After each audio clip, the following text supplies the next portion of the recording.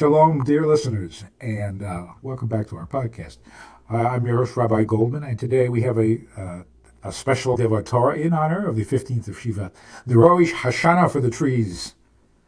This teaching comes from the Rebbe's talk of 15th of Shevat, 5752, or the English 1992. So let's dive right in, shall we? But before we do, here's a little joke for you. Why did the rabbi bring a ladder to the synagogue? Because he wanted to reach new heights in his sermon. All right, back to our discussion. Now let's talk about the word Eretz, which translates to earth or land. Now this isn't just any land we're talking about. Spiritually, Retza signifies the service of Ratza, or the act of eagerly devoting oneself to fulfilling God's will. This concept applies to every Jew. As the Baal Shem Tov interpreted the verse, "You shall be a cherished land unto me," to mean that every Jew is a cherished land. Just as the earth hides gems and jewels within its depths, so too every Jew possesses hidden gems within them. But here's the thing. Much like the gems in the earth, these spiritual gems, within each Jew are not readily apparent. They must be sought out, unearthed from the depths through effort and dedication.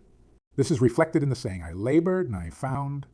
The same principle applies to cultivating the spiritual fruits of our souls, which requires activities akin to plowing and sowing. This idea is hinted at in the verse, "The earth which produces bread." Of course, the earth does not yield bread or any other produce on its own. It requires human intervention, activities like plowing and sowing for these products to be brought forth. Now let's take a moment to consider the 7 species for which Eretz Israel is praised, and how each one parallels our spiritual service.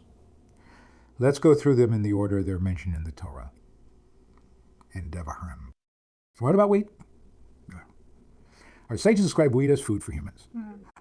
This refers to the service involving our Jidali soul, the human aspect of our beings.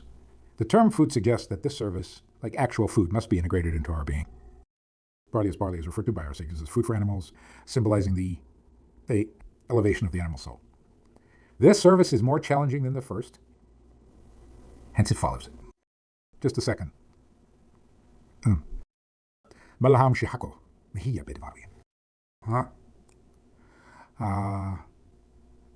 Let's get back to what I was saying.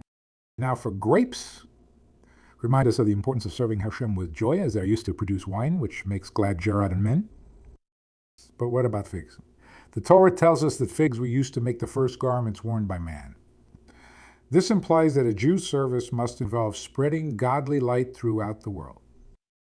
And now for pomegranates. The expression "filled with mitzvos as a pomegranate is filled with seeds" comes to mind. Each seed of the pomegranate is a separate entity, yet the separation is an integral part of the fruit itself.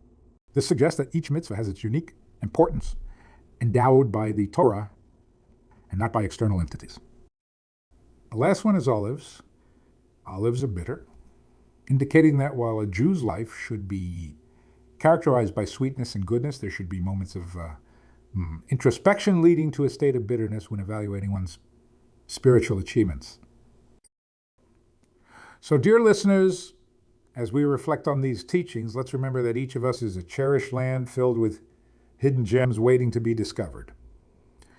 Let's strive to uncover these gems and cultivate the spiritual fruits of our souls. Thank you for joining me today on this journey of learning and discovery. Until next time, bye.